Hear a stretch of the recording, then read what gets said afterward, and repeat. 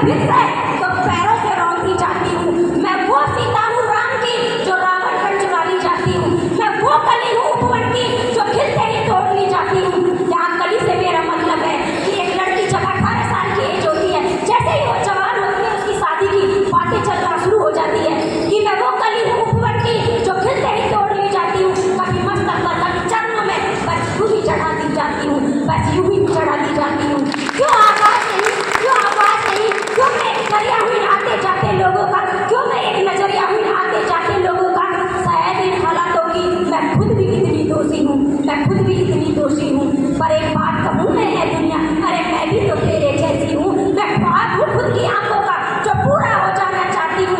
औरत हूँ मैं, औरत हूँ, कोई सामान नहीं, और औरत बनकर जीना चाहती हूँ। थक चुकी हूँ इन रूपों से, अरे थक चुकी हूँ इन रूपों से, अब खुद को पाना चाहती हूँ। औरत हूँ मैं, कोई सामान नहीं, और अपने सारे सपनों के साथ मैं भी नभ में उड़ जाना चाहती हूँ, मैं भी नभ में उड़ जाना चाहती हूँ। इन्हीं शब्दों के साथ मैं अपने शब्दों को विराम देना चाहती हूँ। जय हिंद।